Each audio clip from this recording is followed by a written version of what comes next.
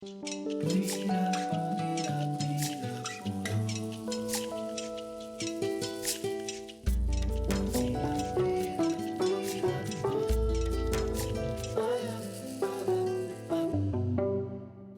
há como evitar. O programa de hoje será extremamente carioca. E não é porque estamos gravando na capital fluminense, mas porque o Rio de Janeiro, volta e meia na literatura, ele sai do papel de cenário para protagonista da história. E quem traz as histórias do Rio de Janeiro, esse espírito tão carioca, é Luiz Antônio Simas, um tradutor da alma do Rio de Janeiro, da carioquice. E eu queria te perguntar, começar te perguntando a sua própria relação com a cidade do Rio de Janeiro e a sua escrita. Você não compra e não vende a ideia de um rio, desse rio estereotipado, da cidade maravilhosa, mas também, num extremo oposto, também não compra e não vende a ideia da cidade violenta, da cidade extremamente favelizada num sentido pejorativo. Qual é o Rio de Janeiro do Simas? Bom, Eliana, é um prazer estar conversando com você. Olha, eu vou te dizer que o meu Rio de Janeiro, eu acho que é o Rio de Janeiro das pessoas comuns, né? Porque se a gente observa a construção, até no campo do simbólico, do imaginário do que seria o Rio de Janeiro, você opera sempre muito em dois extremos.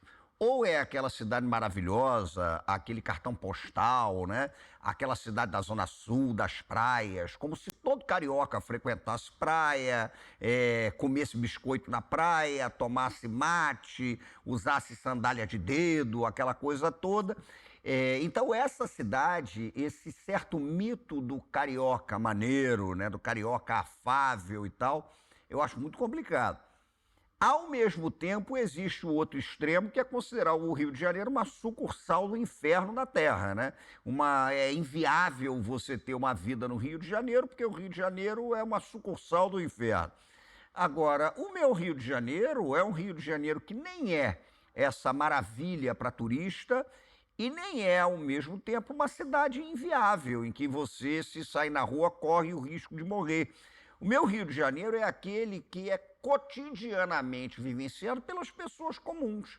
Então é um Rio de Janeiro que está vivendo nas esquinas, é um Rio de Janeiro que está dentro dos botequins, é um Rio de Janeiro predominantemente ligado à Zona Norte, porque eu vivo na Zona Norte, eu tenho um contato maior com a Zona Norte.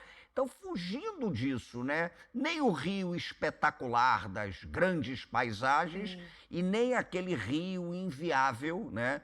Da cidade que, enfim, faliu, entrou em colapso. É o Rio das pessoas que cotidianamente constroem a cidade. Curiosamente, eu acho que você entrou num tema que outros autores e autoras trouxeram aqui, que é a questão da centralidade da periferia, do interior, ou seja, da territorialidade. Você é filho de pessoas que não nasceram no Rio de Janeiro, né? Seu pai, se não me engano, é do Meu Sul. pai é de Santa Catarina e minha mãe é de Pernambuco. De Pernambuco. Então, ou seja, é uma mistura muito interessante de Brasil. Como você vê isso no escritor Luiz Antônio Simas? É curioso, porque eu sou o primeiro carioca, né? Eu não sou de uma família carioca, como inaugurei o ramo. A primeira geração de cariocas. O ramo carioca da família. A minha família, o meu pai é de Santa Catarina, mas o meu pai saiu de lá muito cedo e veio para o Rio de Janeiro, né? Passou por São Paulo, veio para o Rio de Janeiro solitariamente, porque meu pai, ele trabalhava como cabeleireiro e barbeiro e veio para o Rio de Janeiro. E a minha família mais efetiva, maior, é de Alagoas e Pernambuco. Meus pais se conheceram, inclusive, numa situação inusitada. O meu pai trabalhava numa barbearia em Copacabana e a minha mãe era balconista de uma loja em frente à barbearia.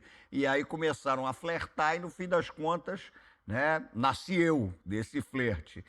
Então, eu fui criado no Rio de Janeiro, mas muito marcado pela cultura nordestina. Minha avó de Porto Calvo das Alagoas, minha mãe do Recife, meu avô do Recife.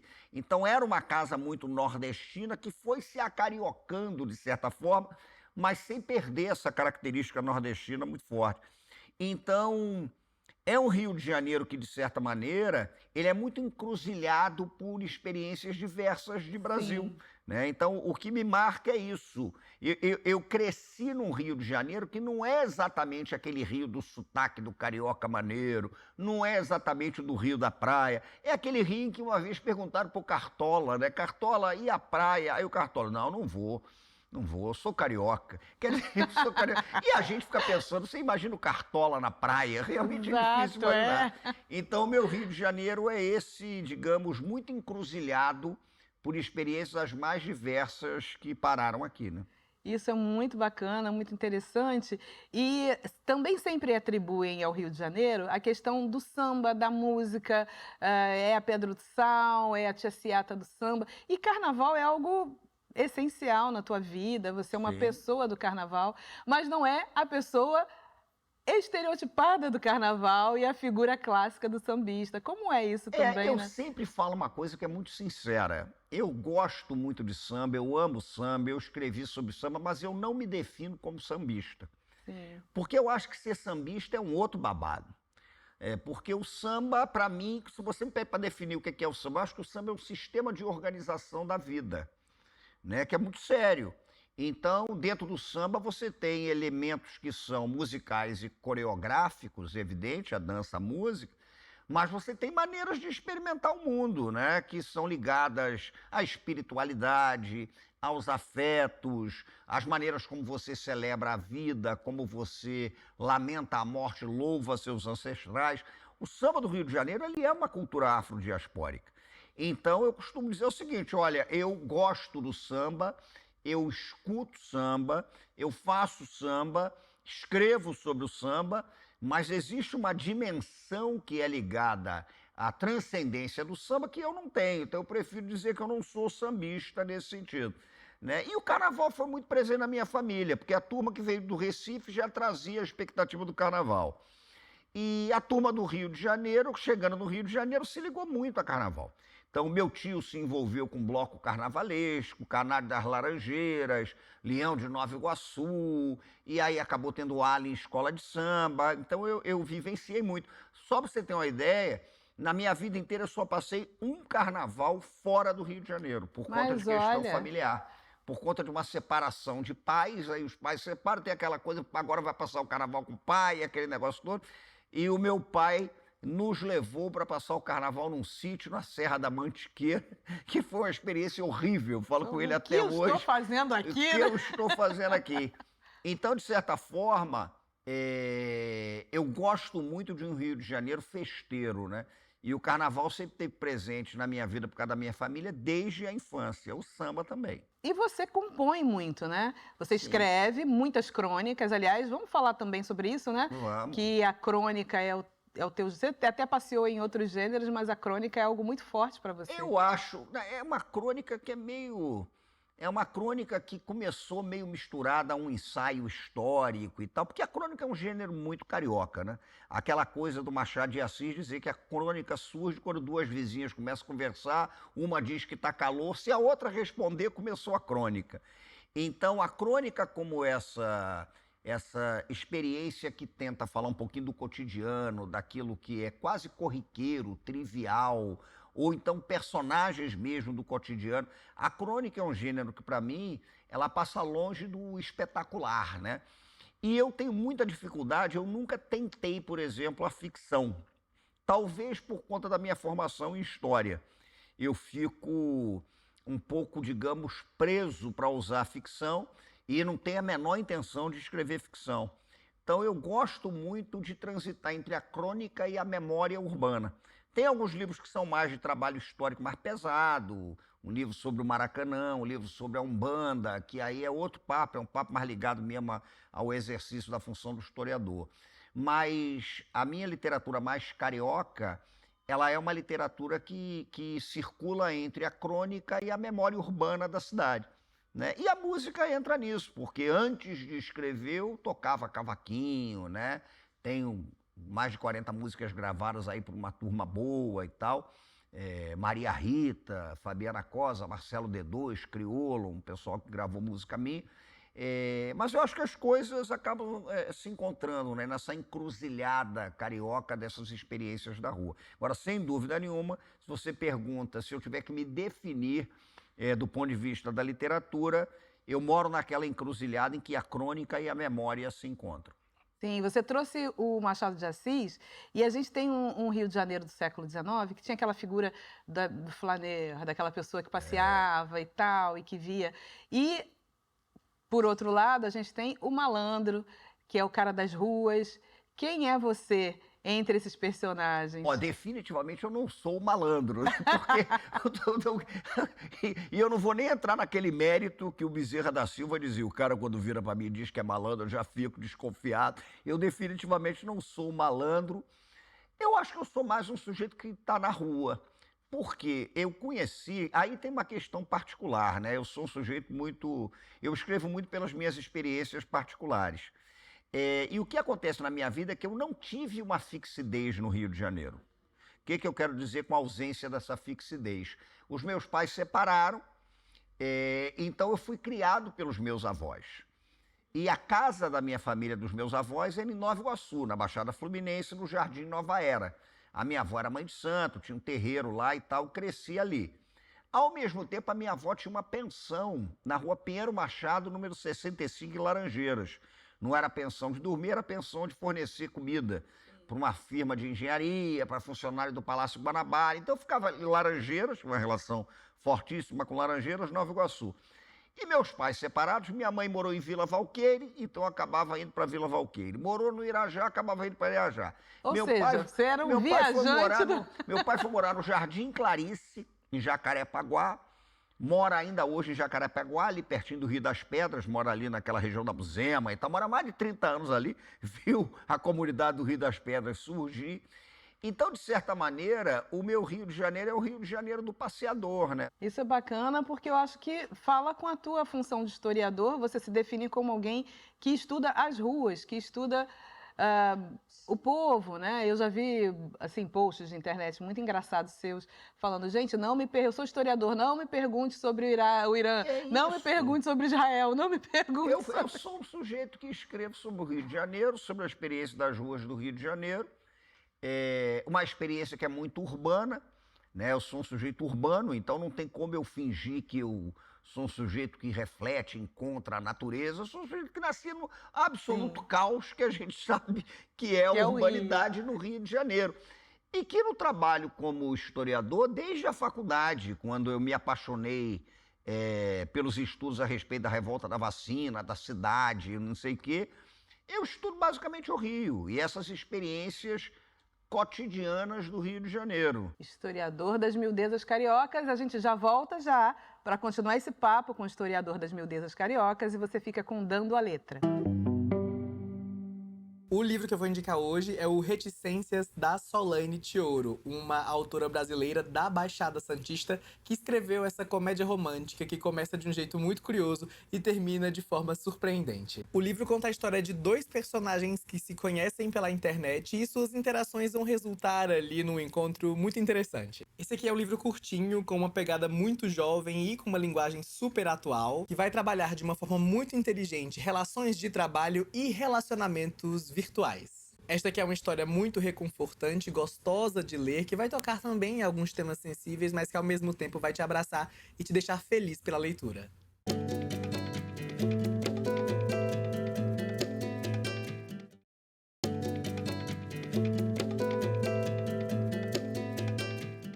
Voltamos ao Trilha de Letras com a conversa com a Luiz Antônio Simas e agora vamos falar sobre este livro que é o Crônicas Exusíacas e Estilhaços Pelintras. Fala um pouquinho dele.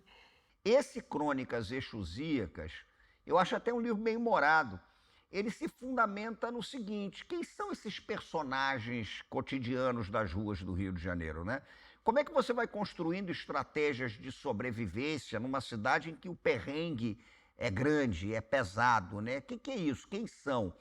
E o Exusíacas no sentido mesmo do movimento que é trazido por Exu, né? Que é o grande senhor da movimentação, o grande senhor do esperar o inesperado, do improviso.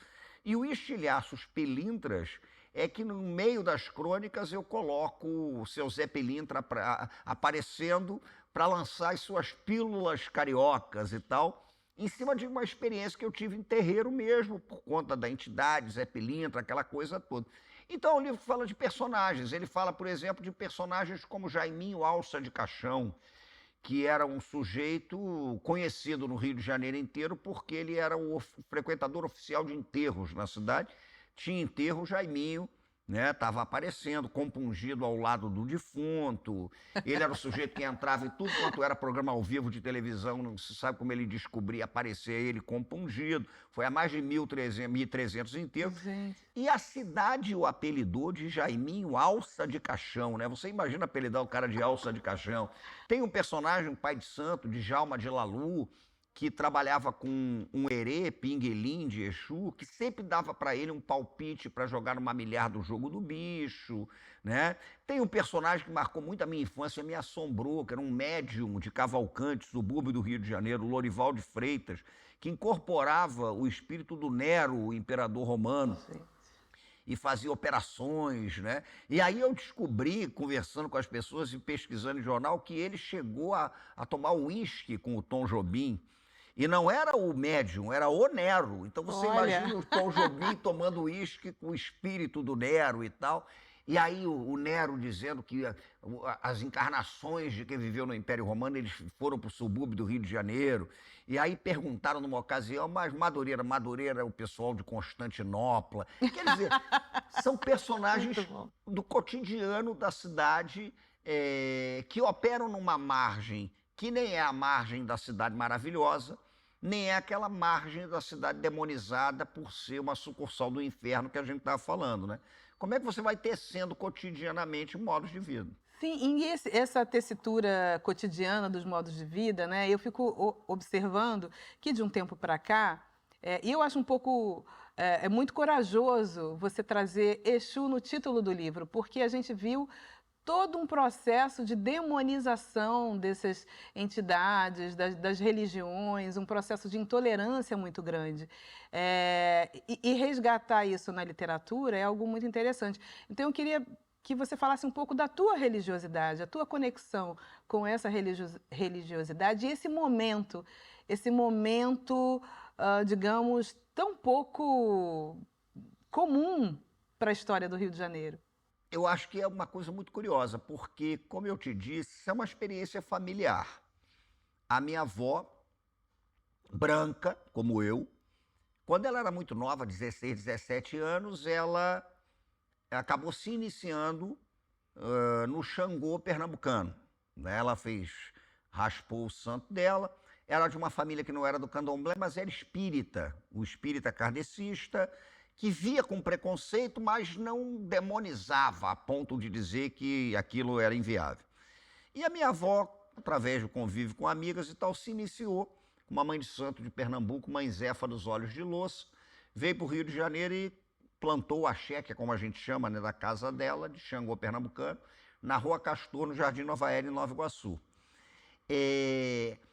E no Rio de Janeiro, de certa maneira, a experiência religiosa da minha avó foi encruzilhada pelas macumbas cariocas. Então, a minha mãe carnal acabou se iniciando no Rio de Janeiro, por exemplo, por um pai de santo do Pará radicado no Rio, chamado Santo Crioulo, que traz a encantaria. Tinha um banda carioca. Então, eu cresci numa família, eu fui uma criança de terreiro, né, de experiência semanal em terreiro, porque eu morava com a minha avó e o terreiro era ela que comandava. Então, o que acontecia? Eu cresci encruzilhado por experiências religiosas muito diversas. Então, mas você não acha que a gente perdeu um pouquinho? Acho que perdemos. Eu acho que perdemos. Eu acho que, de certa maneira, a gente tem um dado objetivo, que é um avanço bastante significativo das religiosidades pentecostais, sobretudo a partir da década de 80. E várias dessas designações, não todas, evidentemente, né? Algumas você tem a chance de estabelecer um diálogo que eu acho necessário, mas elas começaram a operar no próprio mercado religioso em cima da tentativa de conquistar fiéis a partir da demonização das religiosidades não brancas. que para mim opera num campo que eu chamo de racismo religioso, né? E foi um processo muito vertiginoso isso que aconteceu. E acho até que é um debate que a gente tem que fazer, porque a nossa luta nem é exatamente por tolerância religiosa, porque você dizer que quer ser tolerado é chato também. Eu quero que você me tolere, não é você me tolerar. Mas eu acho que isso passa muito por uma questão que é importante e que eu reparo, inclusive, no meu lugar, que é o lugar de um branco nessa circunstância, que é o seguinte: o próprio branco, a gente, né, tô vestindo essa carapuça, eu talvez tenha uma consciência um pouco mais crítica porque cresci numa família de santo. Mas a gente também corre o sério risco o tempo todo de se aproximar desses saberes de uma forma excessivamente pitoresca e folclorizante. Sabe uma coisa que me incomoda muito e que é um problema seríssimo da branquitude? É a simpatia cordial, pitoresca. Sabe aquela coisa? Eu vejo muito isso. Uma condescendência, uma benevolência. Eu te permito que você esteja aqui. Eu permito que você... E ao mesmo tempo... às vezes eu vejo que não é exatamente maldade, não. Sim. Mas é aquela tentativa de você se aproximar até genuinamente, de uma forma afetuosa. Mas existe uma barreira ali, que é aquela barreira da simpatia pitoresca, que é muito perigosa. A barreira é você chegar ao ponto de entender que mais do que um mergulho que você quer dar na diversidade, etc., você está mergulhando num complexo extremamente sofisticado de saberes. É um complexo extremamente sofisticado que é ligado às tecnologias de vida das comunidades afro-cariocas, afro-brasileiras de uma forma geral, né? Então, eu acho que eu discuto, de certa maneira, isso no meu livro, porque é necessário esse enfrentamento. Mas você está há 30 anos na sala de aula, né? Você é professor do ensino médio. Ou seja, você lida com a juventude. Você acha que a literatura tem algum papel que possa ajudar a reverter esse papel? Como você vê a juventude recebendo esse conteúdo hoje? Sabe o que eu vou te dizer? Eu vou te dizer uma coisa que é meio chocante. Eu trabalhei na educação e trabalho com os públicos os mais diversos. Então, trabalhei em escolas privadas e trabalho, em que numa turma de 30, se você vê 2, 3 alunos, alunas negras, é muito. E trabalhei, por exemplo, em escolas ligadas ao ensino público ou superior privado, em que é o inverso. Se você encontra 4, 5 alunos brancos, é muito. E é curioso porque, em relação ao aluno negro, à aluna negra, eu acho que o trabalho da educação é um trabalho que visa falar muito de autoestima, porque a minha área é ligada à história. Você imagina eu ter que ensinar para uma turma que quem produziu história foi o Ocidente Europeu, né? Quem produziu arte foi o Renascimento. É claro que você tem que falar do Renascimento para as pessoas, mas se você só fala do Renascimento Europeu, aquela aluna negra, aquele aluno negro, eles vão pensar em introjetar a seguinte ideia: pô, então o povo de onde eu vim, os meus antepassados, nunca produziram arte, porque não falam nada comigo sobre isso. Então é complicado, porque você tem que trabalhar nessa autoestima. E com o aluno branco é uma coisa muito curiosa. Você tem que trabalhar pedagogicamente para desconstruir uma coisa que eu, como branco, sei que é um drama, que é o complexo de superioridade. Porque o branco, ele naturalmente, eu me senti assim, ele naturalmente acha que ele é o ser humano normal. O padrão, né? O padrão é ser branco, né? O garoto branco nunca vai, um garoto branco como eu, um garoto branco não vai com 10, 12 anos de idade olhar a cor da pele dele e dizer: por que eu sou branco? Ele não vai, ele vai achar que é normalidade. O que vai ser estranho para ele é que algumas pessoas não são brancas. E a literatura tem um papel importantíssimo sobre isso. A impressão que eu tenho, eu vou para 30 anos de sala de aula, por incrível que pareça, é que melhorou. Porque esse tipo de coisa, quando eu comecei, nem se discutia. Você ter, por exemplo, uma produção da literatura infantil por autoras negras, você escreveu para criança, sabe disso, autoras negras, autores negros, acessíveis e tal, é crucial. É crucial, isso é absolutamente fundamental. Então, Simas, se é crucial, extremamente fundamental, por favor, leia um trecho Minha relação com o Rio de Janeiro não é celebratória. Ela é moldada no espanto que parte de uma constatação. A cidade, em meio ao cenário deslumbrante, foi forjada na expoliação dos habitantes originais, na violência da escravização, nos projetos higienistas das elites contra pretos e pobres.